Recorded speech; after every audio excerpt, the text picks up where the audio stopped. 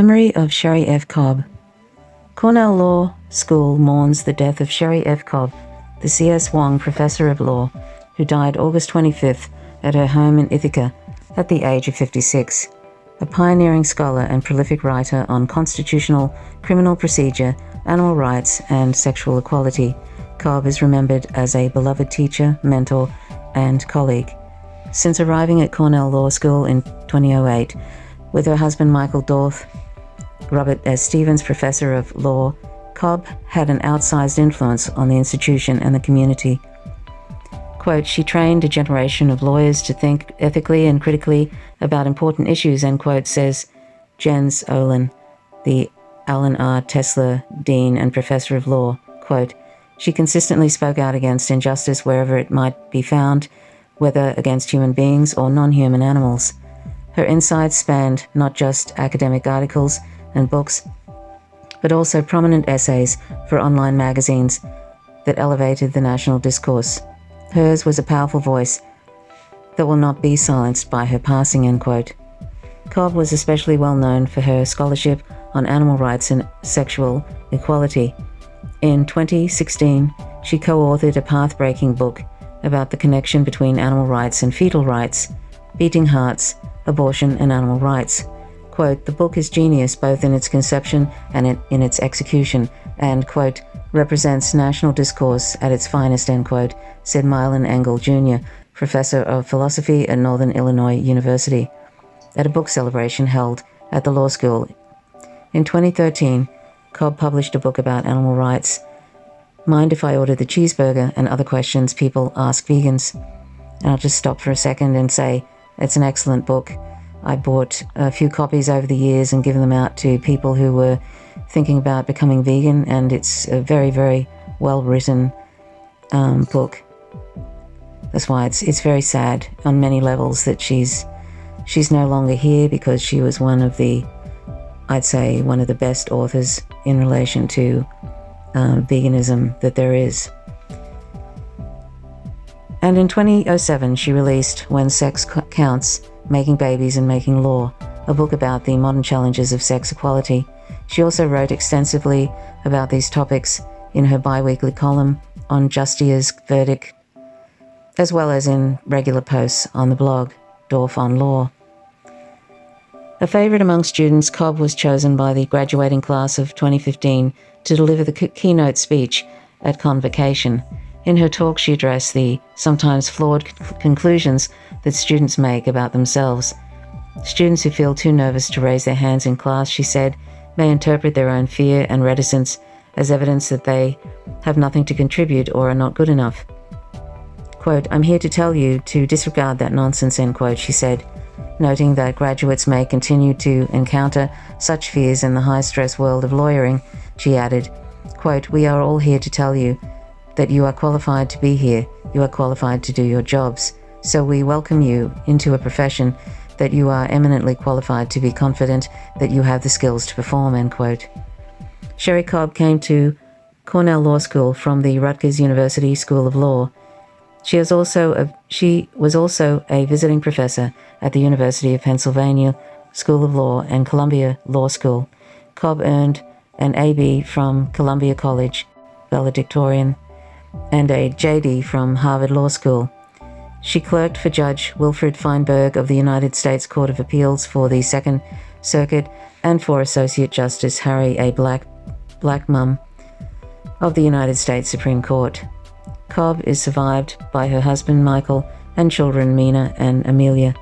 A memorial service will be planned for this fall for Cornell colleagues and Ithaca friends to remember and honor her. Anyway, this is very sad news for me. Seemed like a lovely person.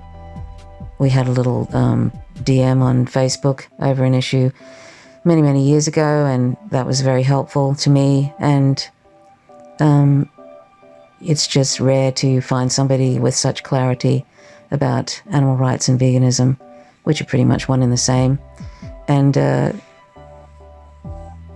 to lose somebody that young at 56, and all the other things that she was so excellent as a writer, and also her love of justice which is one reason why she was vegan. Anyway, I don't really have anything else to say except that I'm very sad about this.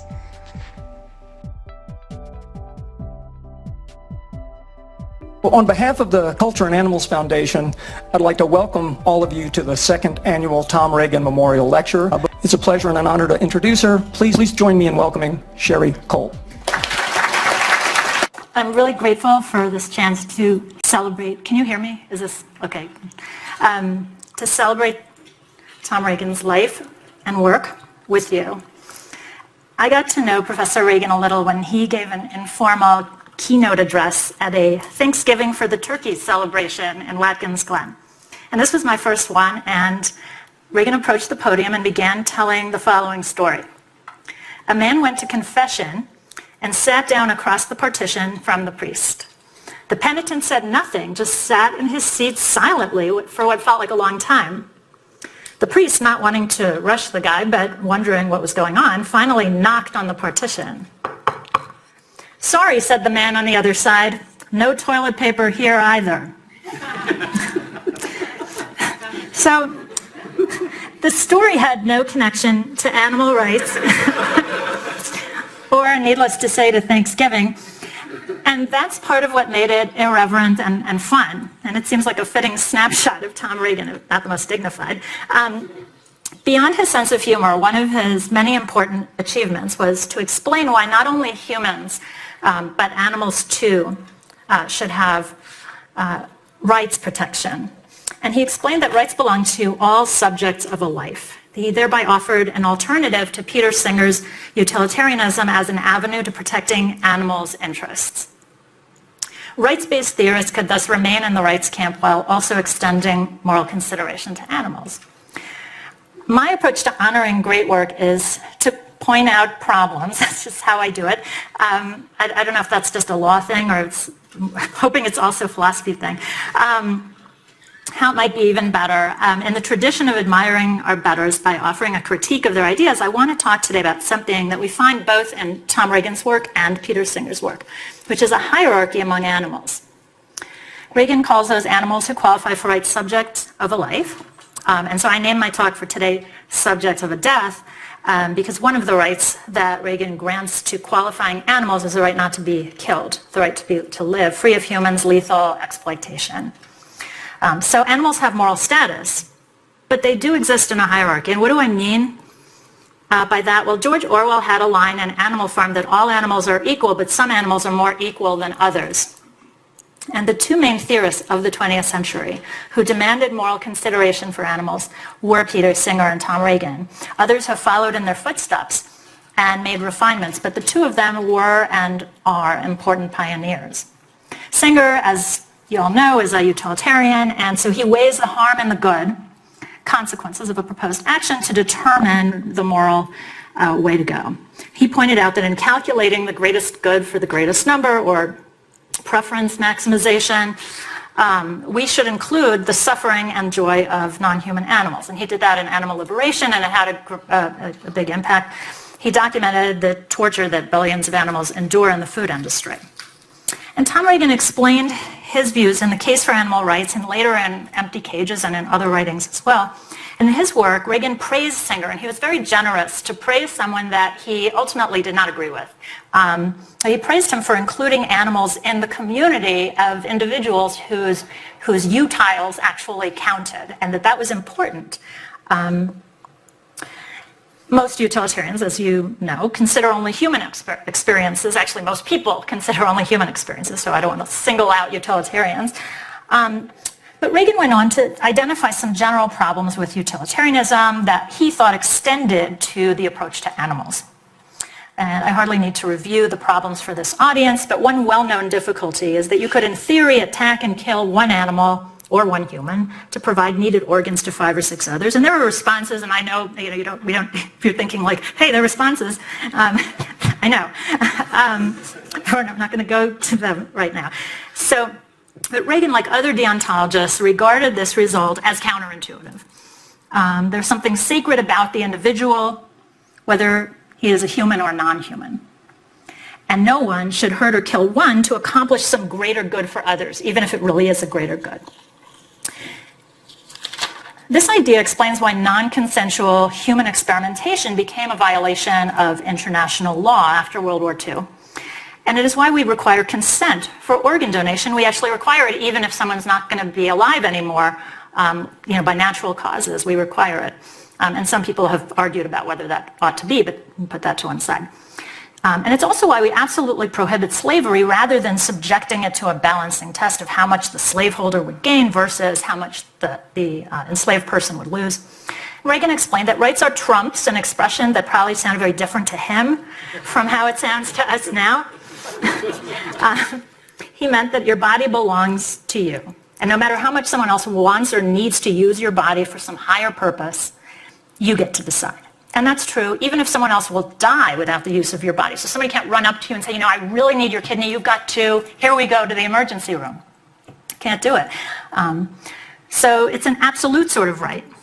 Well, it's not exactly absolute. The government can conscript people into the military, maybe hasn't gone up to the Supreme Court. And for the most part, you get to direct the use of your body as you see fit, so long as in doing so, you don't substantially infringe on anyone else's similar interests. Now, virtually everything humans do when it comes to animals violates their rights to decide what will happen to their bodies. We capture animals who are previously free. We breed others into a confined existence from birth. We mutilate them. Don't worry, I'm not going to get into very detailed descriptions of this, but we do a lot of really mean things to them without anesthesia. To make it easier for us to manage the animals or their flesh more palatable.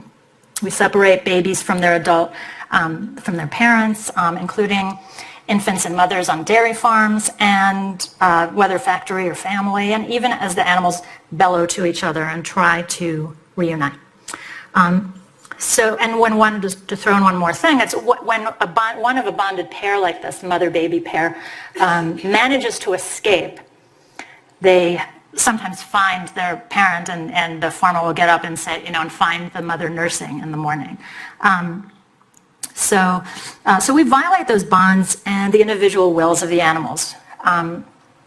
So Reagan and Singer were both conscious of this cruelty and woke up people and the public to it as well, because many people just don't know about it still. Though Reagan thought about it as a matter of individual entitlement, not bigger cages, but empty cages. Neither Singer nor Reagan, however, treated all animals as equal. Each elevated humans over non-humans. And how do we know that?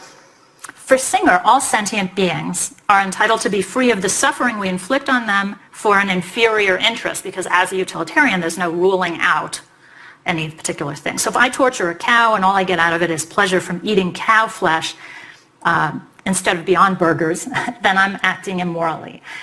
For purposes of evaluating the moral weight of suffering, Singer treated all sentient animals equally. My suffering a certain amount is neither more nor less important than another human or another animal suffering that same amount. And I know humans are animals, so I'm just using that for ease. But Singer's treatment of the interest in life differs from his treatment of the interest in avoiding suffering. So how does he go about allocating the interest in life? He does not extend the same egalitarian approach to life. To qualify for personhood, for a serious interest in life, an individual has to be the sort of creature that can experience himself or herself as having this continuous consciousness over time. So Singer has expressed the view that normal humans, great apes, and maybe elephants, whales, and dolphins, got a motley crew there, have the intelligence to qualify in this way for keeping their lives. Other animals, according to Singer, do not. They experience things right now. I think part of the problem is that Singer didn't necessarily meet a lot of animals, but anyway, there's still time. So they experience things right now, but they don't connect mentally with their having had various experiences in the past. Now, the capacity to perceive oneself as one being over time, on this account, is what would morally entitle a being to avoid dying between time 1 and time 2. For anyone who has not thought that much about continuing consciousness, which is probably a lot of people outside of this room, And imagine that a particular animal has no memories of the past and no ability to think about the plan or plan for the future. If this animal bites a different animal and gets scratched in return, he will have no recollection of being scratched. And therefore, he'll go back to the same animal and bite him again tomorrow with no fear of repercussions. If he looks down the street and sees a life-threatening situation, he isn't able to choose a different path because he can't remember the past and plan for the future. If I cannot extend my mental life either backwards or forwards in time, then I am perhaps not the same person as I was yesterday or I will be tomorrow. I may occupy the same body, but I'm otherwise a distinct individual. I do not try to protect future me. Now, of course, under that criterion, a lot of people are not continuing consciousnesses. But I don't feel self-empathy for past me. Singer believes this means that if someone comes along and painlessly kills me and then replaces me with someone else who enjoys life exactly as much as I did, then that is not really a harm. Or that's nothing wrong because you've essentially maintained. Now, I'll just observe that if you kill anybody, then in this way, they're not really suffering the loss of life because they're gone. But we'll get more into that later.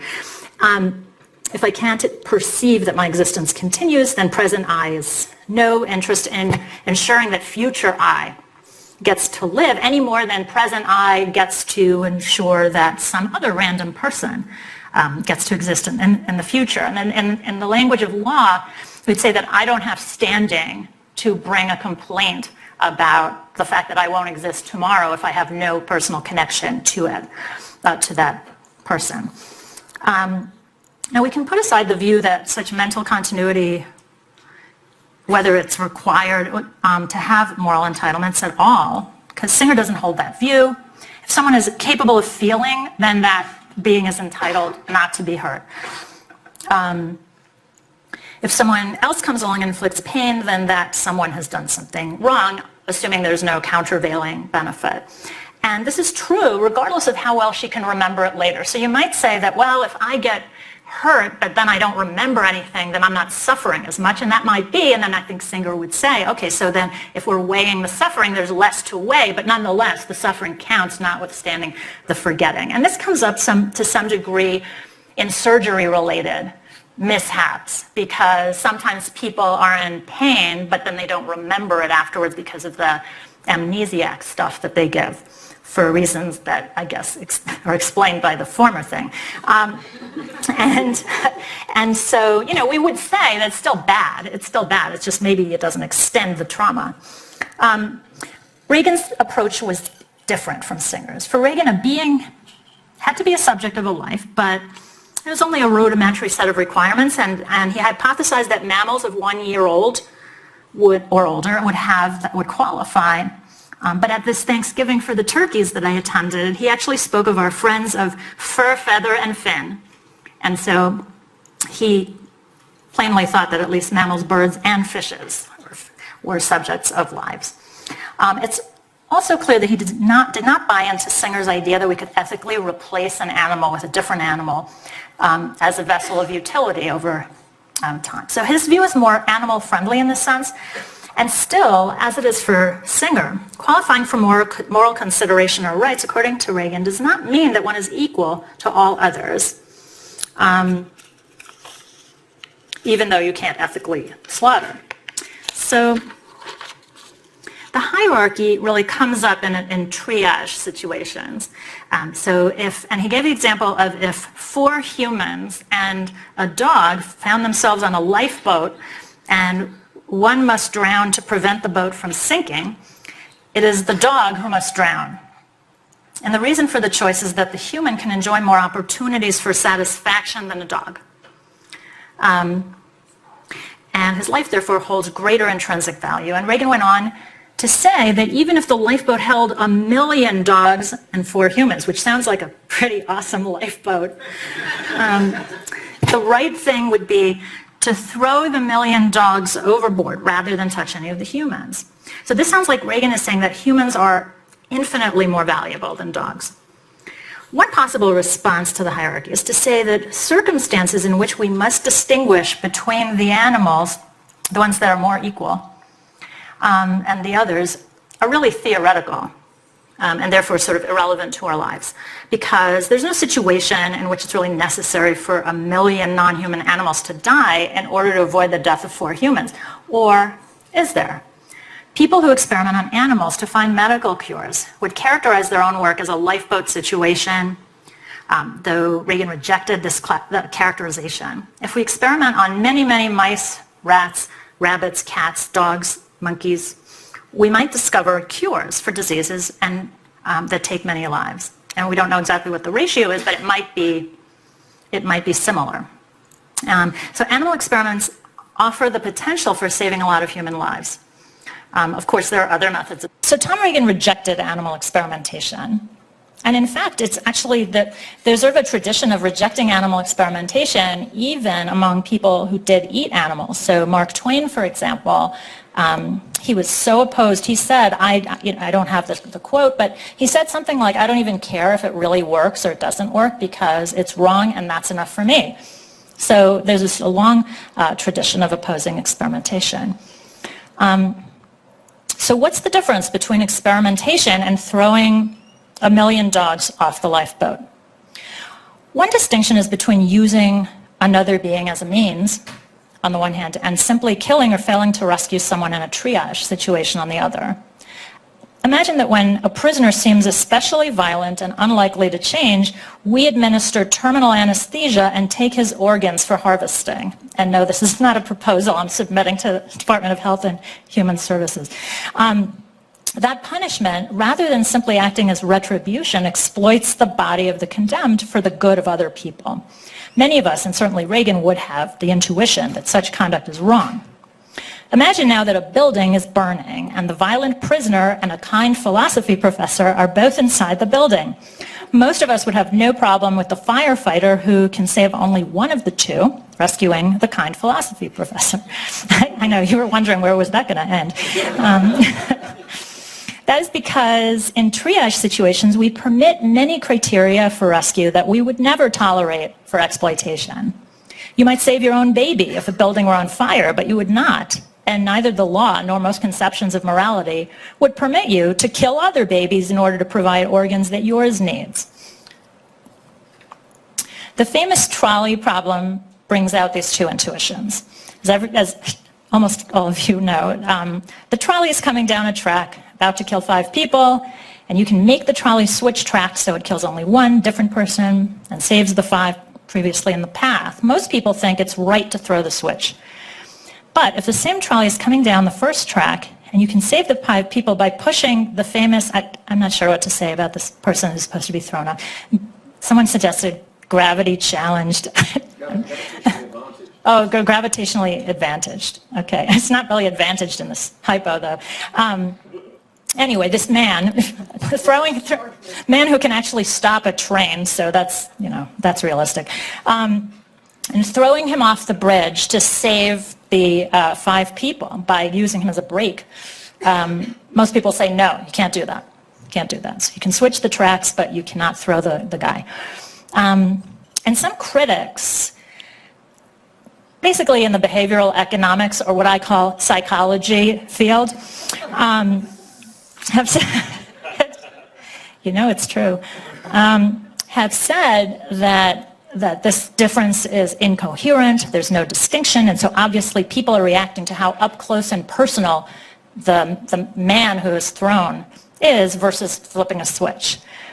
And if that's true, the critics are of course right, there's no moral distinction between inflicting death up close and doing so from a distance. Dave Grossman has talked about how it is psychologically much easier to kill from far away than it is to kill someone nearby with your bare hands. And it's kind of ironic, I suppose, that when the U.S. dropped what they called the Fat Man over Japan, over the Japanese city of Nagasaki, people who did it rejoiced and seemingly felt nothing, no distress.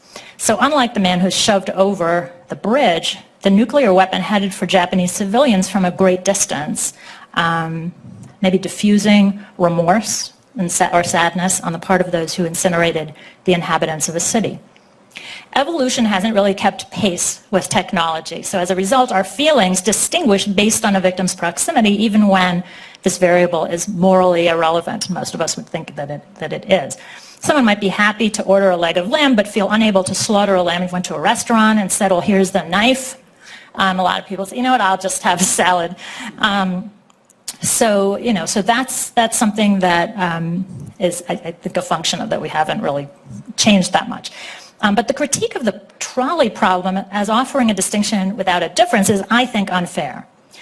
What properly distinguishes between the two scenarios for deontologists like Reagan is the fact that in one but not the other, the subject is using somebody to save others.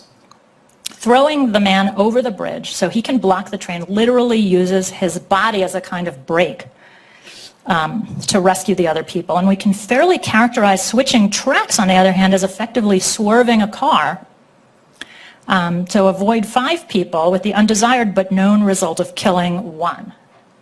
So you're driving and suddenly there are 5 people and you swerve because there's only 1 person the other way. That's not the same thing as throwing someone off a bridge to be a brake. Under the doctrine of double effect, it may, under some circumstances, be permissible to knowingly bring about death, even when it would be impermissible to cause it on purpose. Could Reagan rely on this distinction as a reason for condoning the lifeboat killing of a dog or 1 million dogs, even as he condemned animal experiments? I don't think so, not really, although he definitely argued it well. The lifeboat scenario is really something in between pure exploitation and dispatching a threat.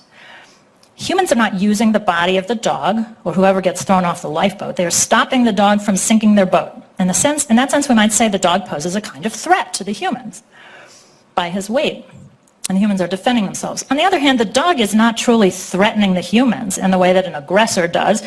The human's weight poses the exact same threat to the dog as he poses to them. And importantly, under the law, it's not even clear you're allowed to throw people off a lifeboat in order to keep it from sinking. There are disputes over it, what the law would be. I mean, mostly nobody prosecutes these sorts of cases, but you find one and every first-year law student has to read it. So it's not clear. But you might try to argue something like a necessity defense for throwing someone off the lifeboat. Not clear that it would work. And the decision to throw fellow lifeboat passengers will make the throwers maybe the aggressors. So another distinction between the lifeboat and self-defense is the addition of the 1 million dogs in the statement. Even if we treat the lifeboat as a triage situation, the level of triage that elevates the humans, whoever they might be, over 1 million dogs is arguably different, not only in degree, but in kind, from choosing 1 human over 1 dog. The hierarchy is such that we completely subordinate the interests of the dogs in their own lives, their intrinsic value, to the interests of any one normal adult human. Killing 1 million dogs in order to keep 1 human alive really doesn't feel very different in a lifeboat from how it does in a laboratory. And that is evident from the very unreality of a lifeboat holding 1 million and 4 large mammals. It is purely a thought experiment aimed at showing that there is no number of dogs that can ever equal 1 human. And that is the value judgment that underlies not only animal experimentation, but all animal exploitation. Just imagine if someone said that not only should you save a magician rather than an accountant from a burning building, but you should allow all the accountants in the world to burn to death rather than allowing even 1 magician to do so. Such a statement means you don't much value the lives of accountants. And that in turn paves the way for exploiting such people for their body parts, even if it does not expressly endorse or even believe in such exploitation.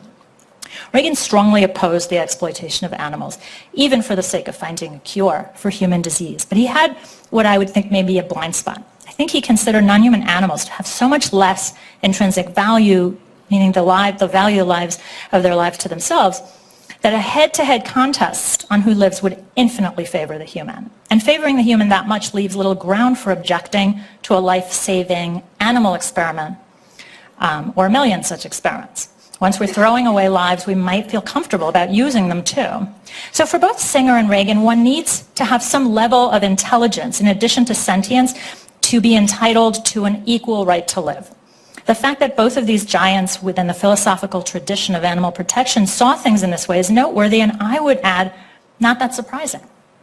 Philosophers value the capacity to think. Indeed, some early philosophers imagined that one could figure out everything worth knowing simply by consulting one's intellect and thinking. I think our president thinks that too. He actually said it, so I'm not taking a shot.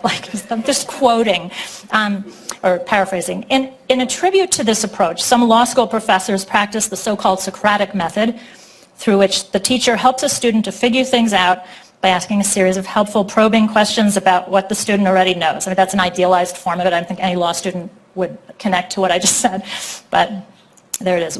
Other animals tend to be more empirical about deciphering reality. They look around to find out whether there are predators about, and they smell the air to learn if fire is headed their way. They can be extremely intelligent, even if they're not great apes, dolphins, whales, or elephants. But what interests me about the ways in which both Singer and Reagan have thought about animal intelligence is not mainly that they believed one had to be a close relative of humans to have much of it. It is that they both assumed that some level of intellect is what gives an animal rights, whether to live or to be free of human violence. To be fair, it's not just philosophers who prize intelligence over all other qualities. When people find out that I'm vegan and that my reason has to do with animals, they often say how intelligent we are as a species. They'll assert further on occasion that one of the reasons we're so smart is that we needed to be smart in order to organize around hunting for meat to eat. Now, I'm not sure the latter is any kind of moral argument at all.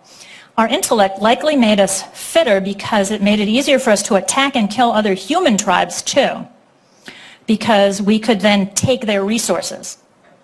Yet few today defend wars of unprovoked aggression and territorial conquest on the ground that it was part of what made us the geniuses we are today.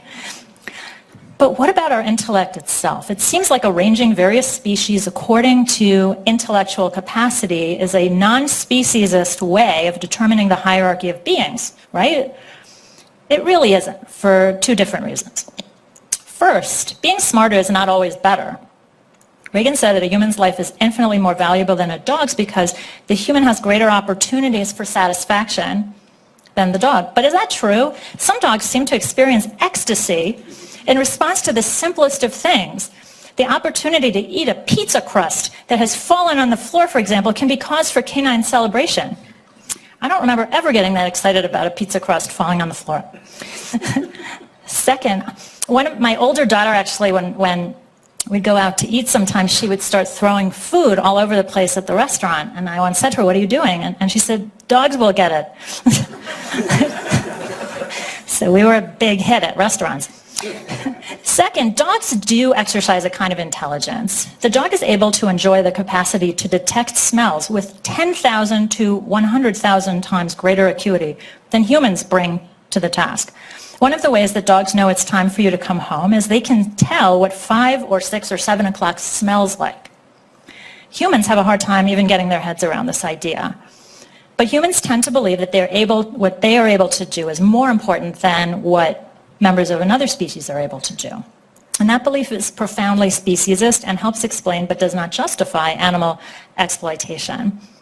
Consider the criterion of being able to perceive oneself as the same being over time. Are there really sentient creatures who have no sense of continuity over time? It would make no evolutionary sense for any living creature to have the capacity to feel pain but lack the capacity to experience anything beyond the present moment. Sentience costs an organism energy. So an organism that cannot use the information acquired through pain, through sentience, will not be the fittest compared to other organisms who can. Accordingly, it seems safe to assume that just about every sentient being who hasn't been injured has some capacity to remember what came before and to anticipate a future in which painful stimuli could repeat themselves. I generally find arguments from marginal cases to be of limited utility. If we really think that some trait distinguishes humans from animals, then the fact that a hypothetical human might lack that trait should not necessarily change anything. Yet such arguments can be useful when we confront the apparent importance of continuity of identity that humans and some, but not all, non-human animals may have. Think about memory. There are humans who suffer from a kind of amnesia called Korsakoff syndrome, which interferes with learning and the formation of new memories, and which sometimes results from alcohol abuse. John Barg, an experimental psychologist at Yale, wrote about a clinician whose patient had Korsakoff and could not retain a memory for more than 15 minutes. The patient would greet the clinician and shake hands each day as though the two were meeting for the first time. The clinician decided one day to hold a thumbtack in his hand so that the patient would experience a painful stimulus when carrying out the daily greeting. Not very nice. As always, the patient forgot what had happened after 15 minutes. However, the next time she reached out to shake hands, she reflexively pulled back at the last second. Why do I tell you this story? First, because it might look like an organism can't remember things, but he or she may have an unconscious memory, and unconscious memory is memory. Second, why would we want to limit rights, or at least an interest in continuing one's own life, to those who can consciously contemplate their future existence and experiences?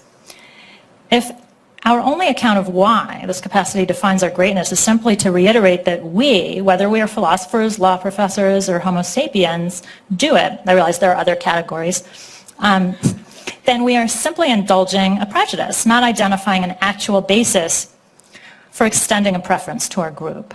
The patient who pulls back after sensing the thumbtack really is at some level the same being at times 1 and 2. And if this patient could not register such events at all, but still seem to enjoy her life, would we truly think it's harmless to painlessly kill her? And if not, then there's every reason to extend our intuition to other animals who share this woman's inability to remember. Furthermore, as everyone here can surely explain, there's an argument with roots in the thought of Heraclitus, Buddhism, Hume, that no one is the same person at time 1 and time 2. Memory only creates the illusion that we are. If we agree with that, then the perception that we are continuous over time is wrong, and if we assume that everyone is the same creature over time, then the difference between experiencing life that way and not seems just like another arbitrary characteristic to denigrate animals. My suggestion of speciesism here seems dissonant relative to both Reagan and Singer. Singer has long demanded that we stop ignoring the moral implications of using animals. He has compared such speciesism to racism. But then he resorted to a supposedly neutral criterion, the criterion of perceiving oneself as continuous over time, one that humans happen to excel in. Reagan also resisted speciesism. He criticized himself for earlier in his career citing the Martin Buber ich und du, I and thou relationship as one that two humans would have, and the perhaps ich und es, I and it relationship as one for human and animal. Animals ought to have rights, no trespass signs around themselves, notwithstanding their species. I think that both men have accordingly taught us not only about animals, but also about human nature. Humans like hierarchy, especially ones that place us at the very top. So we will tend to see traits that we have as the most valuable and important ones, and therefore as neutral bases for drawing distinctions. And it's very hard to notice ourselves doing that. But doing that without a real justification partakes in the same sorts of thinking that both men have so eloquently railed against. Even the smartest and the most egalitarian among us are vulnerable to this hierarchy preference. I named the speech Subject of a Death long before I started writing it, because Mylan wanted a title. And I thought it was really clever because of Reagan's Subject of a Life category. But most of my speech has been about Subject of a Life and not so much and the hierarchical ordering, and not so much about the death thing. So perhaps the title isn't great. But anyway, as I mentioned earlier, Singer says that he considers animals who fall below most great apes, elephants, and dolphins in cognitive capacities ineligible for a right to live because they cannot think about themselves as consistent over time. If you kill them and replace them, then that's just as good. Reagan never denied animals the right to live based on intelligence, but he did say sentient being who's not a subject of a life doesn't get rights. And further, if an animal subject of a life is, finds himself with 1 million of his closest friends in a lifeboat, the others are out of luck. If someone we loved were on a lifeboat, of course, we might well dump 1 million other people overboard to save the one. But no one tells us that we have a moral obligation or even permission to do that. Indeed, the most we could expect from the community would be tolerance. And if the number went high enough, not even that. The extremity of the lifeboat scenario tells us that the hierarchies we erect often do more than simply place our own group a little higher than others. They place us in an infinitely more valuable category from which it becomes hard to imagine denying us anything relative to them. Hierarchies like Frankenstein's monster cannot necessarily be controlled. Even if the plan is to mostly protect animals except for a small zone, that zone could grow over time. Just to be transparent, I'll say my approach to animals to say that sentience defines the line. If someone lives in the world and has experiences, then she's entitled to be left alone, absent some compelling reason to interfere with her. I wouldn't impose a hierarchy, though I'd leave it to people to prefer their own family, friends, in true triage situations. And I'd take differences in experience into account in defining what different things would mean for different animals. Should non-human animals have this right to live?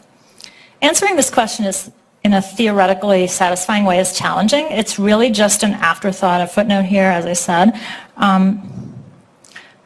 especially if it's one of these cases of painless and unanticipated death. Epicurus said to comfort people who are scared of death that no one should fear the end. So long as we are alive, death is not with us, and then when we're dead, we're gone and do not experience the deprivation. If we agree that dying painlessly does us no harm, what's wrong with killing? But actually, we do treat killing as wrong, indeed as the greatest wrong, deserving of the harshest penalty. Perhaps this is yet another human irrationality, like our view that the intellect trumps everything. But I don't expect we're going to adopt a posture of neutrality towards painless murder anytime soon. Notwithstanding Epicurus, who, to be fair, was not advocating that. And thus we ought to show the same respect to the lives of other animals as we show to our own, despite the Epicurus question that really attaches to both sets of beings. The lifeboat is really fiction, of course. We will probably not be struggling for survival in a lifeboat with even one dog, let alone a million. In reality, Reagan told us not to hurt or kill animals. And painless death at the slaughterhouse is another fiction, a grotesquely inaccurate one. So in reality, Singer told us not to slaughter billions of animals in real scenarios, the two men showed us the way to stop harming innocent beings who share the planet with us. As I remember Tom Reagan, my best way to honor that legacy as well is to pledge not to pay the slaughterhouse, to carry out its cruel, painful, and lethal work, no matter what I might do on a magic lifeboat.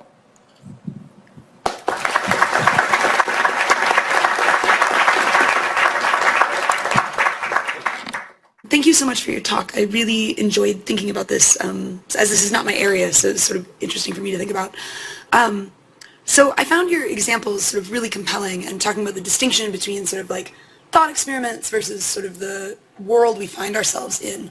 And I was wondering if you could speak a little bit more, not only about individual animal lives, but also about species, right? Because we find ourselves in a situation where some species are endangered, some species are not.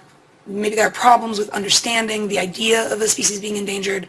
And I was just wondering if you could speak a little bit more about if that should change our views of how we ought to act towards certain groups of animals as opposed to individual animals.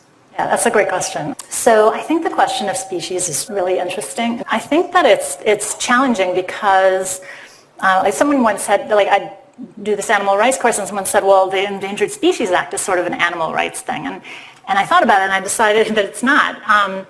And the reason, and it's up to me, and the reason it's not is because it's really about DNA. And I wrote a column about how, in a sense, it's kind of like Plato's cave, where like the concept of this animal is more important than the actual animal, and so we want to have exemplars in the world, but no one of them matters, and we can kill a bunch of them as long as they're not the favored one or whatever.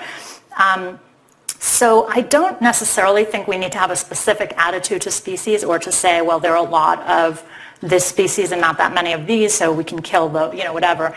But I think that we need to sort of plan our behavior to some degree carefully, because if there's like some area where there's some animal that doesn't, there are not a lot of that animal, we might not want to have a suburb that we build there or something like that. So I do think there's a place for it, but I think the emphasis is a little bit different because you're thinking about exemplars rather than thinking about these as valuable individuals, and to some extent, there was this case about a giraffe at a zoo, and then they killed the giraffe, and his name was Marius. It's always the ones that are given names. You knew that he didn't probably have that name until he was killed, but people became very upset, and they were saying, no, we have enough of this. Like, we have too many of these giraffes. So that's kind of the thinking there. So it doesn't always, but at the same time, preserving environmentally can lead to individuals surviving. So there's overlap. Hi there. Yeah, I have loads of questions, but I'll randomly select one of them. I have non-vegan parents, and one of the questions, one of the things that my mother says to me is, and she thinks it's a bit old stumper, is, well, if we didn't eat these animals or take their milk or eggs, they wouldn't exist in the first place, so we're giving them life. I try to respond to that, but what would be your most compelling response? That is definitely a very common question that I get too, that I'm like out for genocide of the cow.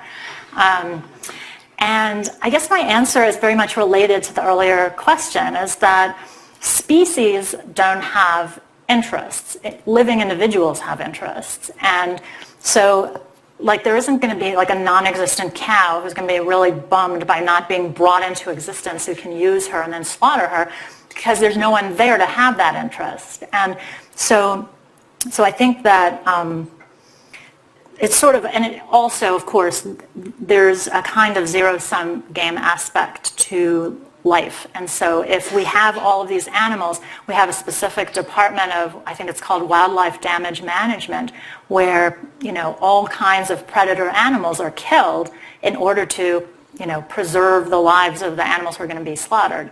So even on its own terms, I think it's not all that convincing, but also it's just non-existent beings. You're not benefiting them. I mean, this is sort of like the parent-child argument that happens, whereas I gave you life, and so I never asked for that. And, you know, so that's, I don't know if that's the most compelling, but that's the response. So I wanted to defend Singer and Regan against the charge that they are sort of themselves sort of re-implementing a kind of hierarchy, species-based hierarchy. So sort of three general things to say in defense of this. First, I think it's really different from the sort of speciesism, right, that sort of Singer calls out, right? The speciesist is adding a sort of, there are two elements, right? They think that there's the harm inflicted, right, on, say, a human and the pig that we consume, and then the moral modifier, right? And that's what Singer is talking about when he says that all animals are equal, right? This thought that there isn't a moral modifier. You just look at the interest. And so there's a real big difference between Singer and the sort of speciesist, because he's just saying, no, there isn't a moral modifier, but there are differences in the kinds of interests that different organisms have. And so the second point, that it's not sort of hierarchical to appeal to the weight of different kinds of interest, right? So for example, maybe Ami, gentleman to my right over here, is really annoyed at my comments right now, and he wants to punch me in the face, right? And he just held his fist up really, you know, violently. You can all see he's a very strong gentleman. If he were to punch me in the face, it would cause a great deal of suffering. And Singer, as utilitarian, is going to say, no, Ami shouldn't do that. But not because he's sort of establishing a Scott is superior to Ami hierarchy. It's just that there's a lot more suffering caused to me given his great stuff. So it's not the same kind of thing. It's not about our moral status. Hello. They told us they were fully charged.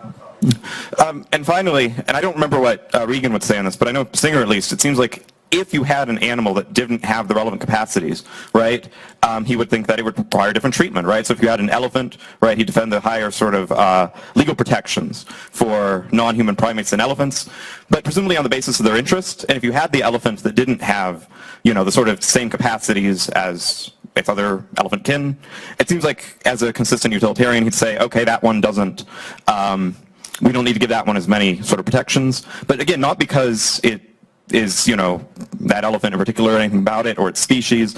Instead, it's just, it doesn't possess that capacity, and so we can't harm it. And, you know, if it's about the kind of capacity it has, that we can't harm it in certain ways, it doesn't seem like an objectional kind of hierarchy, in the same way that, you know, even though we have this idea that animals can vote with their feet, right, it's not the same kind of voting that makes it the case that we're, like, wronging ducks by not letting them have voting rights in our presidential elections, right? They just have no well. relevant capacities. Yeah, we very well might. Sorry. So, No. yeah.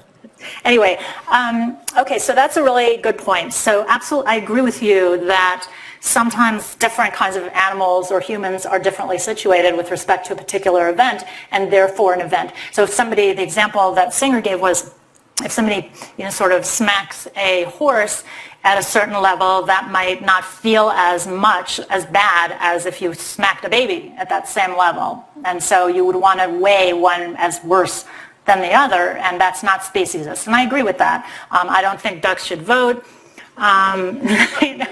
or other animals. I don't want to discriminate against ducks specifically. I don't think geese should vote either.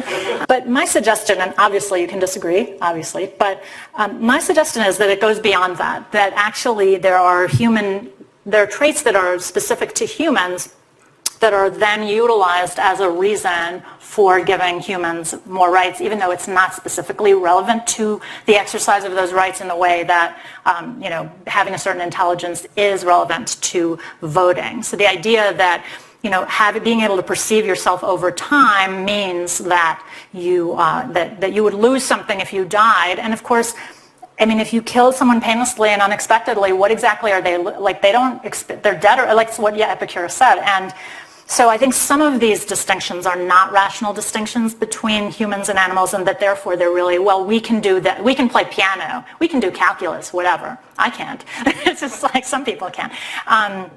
And so that's all that I'm suggesting, that's where the speciesism creeps in, not in any distinction. If I give somebody who needs more food than someone who needs less, that's not an arbitrary line. A very simple question. Animals eat other animals. So wolves would eat rabbits, birds would eat bugs, and we people are kind of animals as well. Perhaps we are so smart that we invented this way to eat other animals. So it's true that a lot of animals eat other animals, but a lot of animals don't. Right? Some do and some don't. Like cows, certainly people feed them things that are made of other animals, but that's not their preferred diet. And so it's not clear why we would want to emulate the ones that do rather than the ones that don't, especially because we're conscious about, one of our special human things is we can think about the environment we're destroying. And the animals can't, although they're also not destroying it. So we don't have to, also I would say that even if let's say we want to emulate animals, and it's not clear why we'd want to do that, right, after sort of deciding we can eat them, and I want to be like a lion. But if we want to emulate them, we would still want to be fair, right? So why would we would eat lions, right? We wouldn't be eating the innocent animals who don't do anything to anybody. So why would we select? So in the way that we do and in fact, we probably want to select specific animals, like, well, that lion's never done me any harm, so I'm going to eat that one.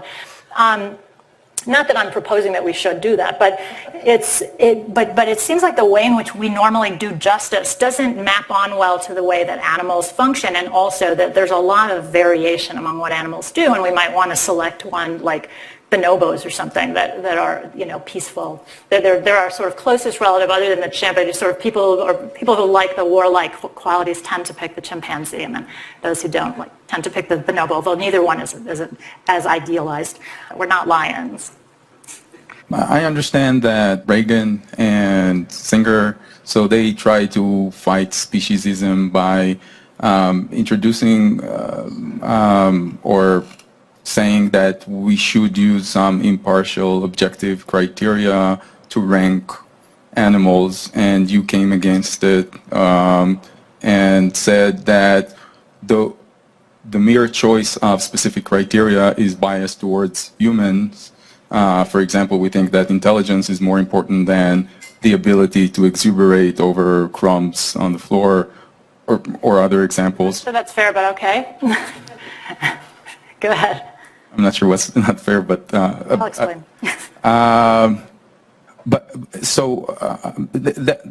That's an interesting criticism. The question that this arises is, what is the alternative to using criteria, like any criterion we would think of could be said that is centered around the way we see the world in some way, and hence biased towards us, whoever that us would be. I'll give an example.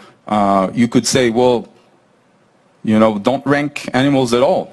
Just all animals are equal, and none are more equal than the others. There was a talk today about the potential moral status of robots, and the speaker said that thinking that all animals are more important than some future robots that would have AI that is sufficiently sophisticated would be biologism. That is, thinking that because we are biological creatures, we're more important than robots. Then even saying that we just treat all animals equal can still be a criterion that is egocentric in the sense of biology-centric. So what is the alternative of being biased? Okay, so that's a good question.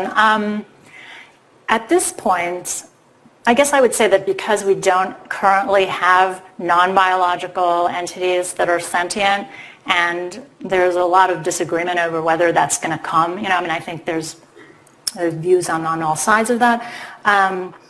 So for now, I think at the point when it looks like we're about to have a robot who can experience things, then we might want to start consulting our rules and saying, I guess I would say, well, let's talk about sentient life rather than focusing on whether it's an animal, if there were a bunch of robots with interests too. The thing I said was unfair is that I wasn't suggesting that liking crumbs was equal to an intellect. I was suggesting that if one is taking satisfaction out of life as the index of intrinsic value of a life, that I'm not sure humans have more of it than dogs, for example, do. That I think that there's, like, if joy is the index, and that, why should it be that the pig satisfied counts for so little? I'm not sure. So I think part of how we know, I don't think any time you have a criterion it's necessarily a problem, but the way we know that the criterion is a problem is that it doesn't really make that much sense when you try to think about, well, why are we applying this criterion? Like if I said, okay, well, I have a class and it's oversubscribed, so everyone over 5'6" gets to take it. You would say, why? What does that have to do with anything? Is it a height class? So that's the suggestion, is that sometimes because whenever we are situated in a particular place, we are vulnerable to identifying something that we can do as the most important thing. And that doesn't mean it's inevitable. And as to the robots, I think, if there were sentient robots, then, we probably would want to not harm them. I mean, that's in a sense the simplicity of the mandate is just to stop harming rather than to do anything special. It's not an affirmative. And to that degree, it's very different from Singer because he is a utilitarian. You said at one point, according to both Regan and Singer, some level of intelligence is needed. That seems to me to really shunt things in the wrong direction. Okay, I think the term intelligence is best connected with problem-solving behavior, right? And I don't know of any moral philosophers who think that problem-solving behavior is relevant to, for example, a right to life. I think what's crucial is the capacity for thought. Now, and I think that, consider the following thought experiment. Suppose there were a virus that interferes with the brain and temporarily blocks your capacity for thought. Okay, but then the body is able to cope with it and bring back the capacity of thought, right?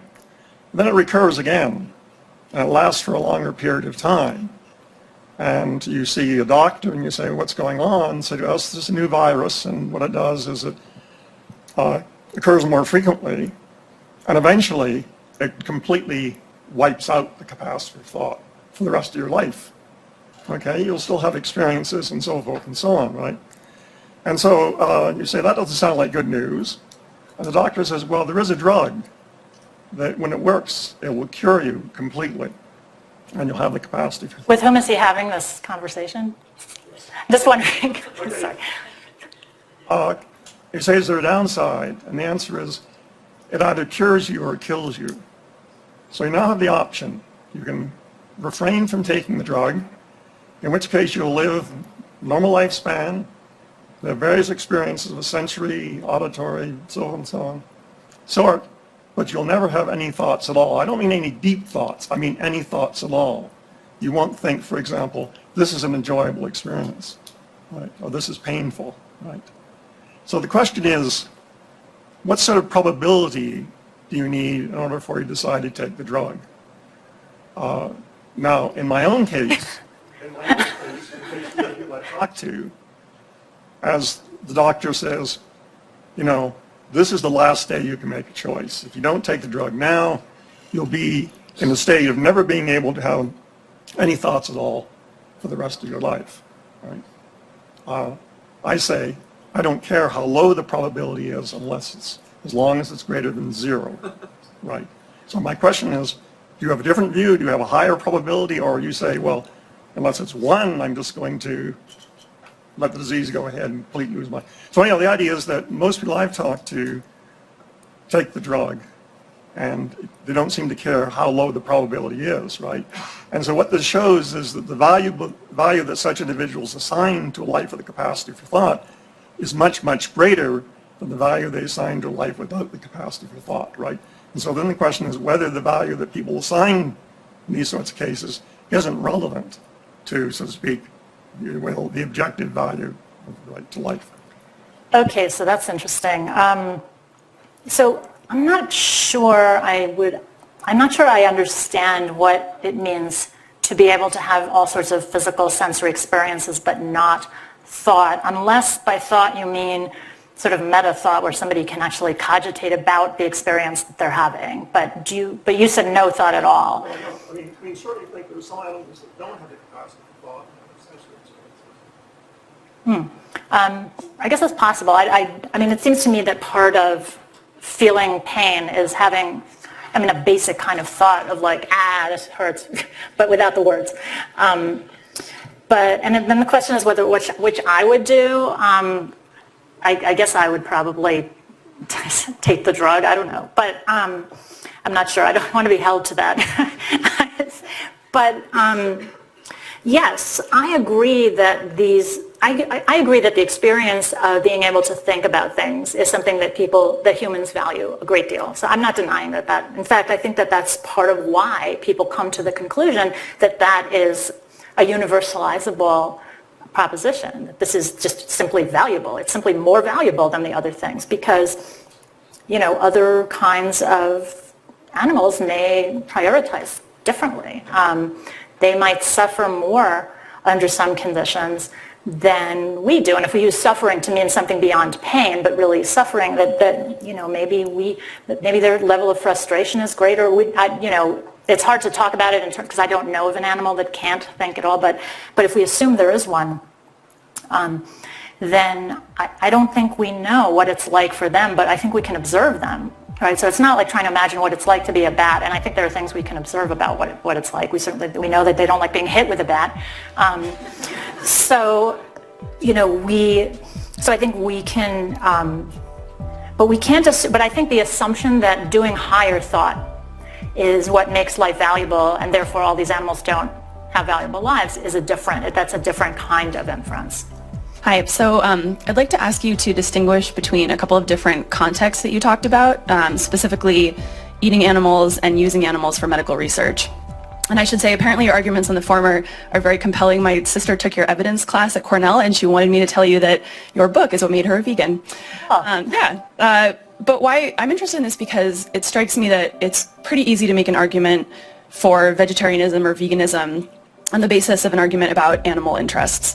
But I work with a lot of biomedical scientists, and they have very compelling arguments for why it's necessary to do biomedical research with animals. And I think some of the things that you've said actually point in the direction of supporting their arguments, namely that I think they conceive of it as a form of triage, right, and kind of a necessary evil where you have family members and community members who can communicate their suffering to you, and animals, right, can't do that, and so in some way there is this kind of prioritization of those who are close to us.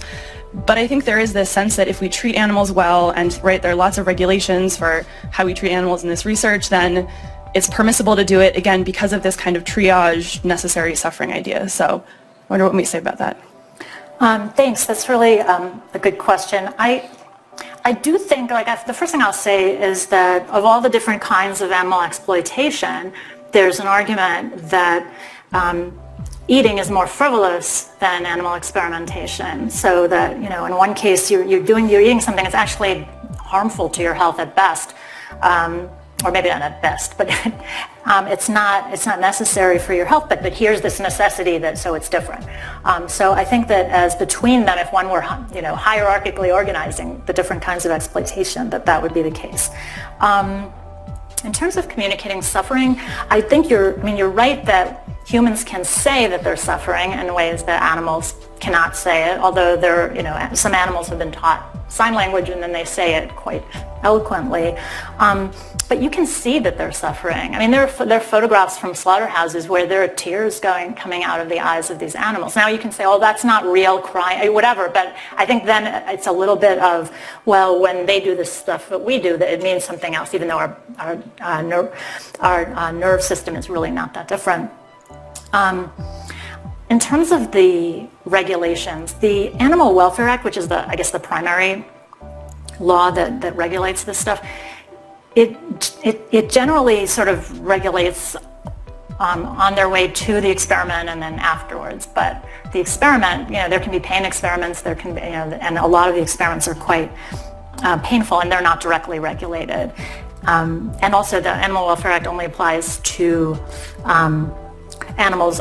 Basically, it defines animals as animals other than rodents, which are the primary animals used in research. So there's this sort of interesting use of language. But what I'd say is that I guess it is triage in a sense, but it's the kind of triage that we think of as sort of beyond the pale when it comes to humans. So let's say somebody can't talk, like they're really disabled in some way.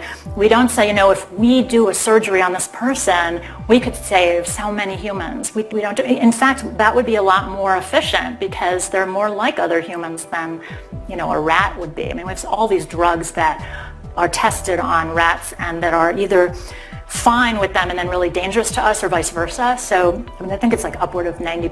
Aisha Akhtar has written about sort of the ways in which animal experimentation kind of gets us off the path of actually learning what's going to help humans.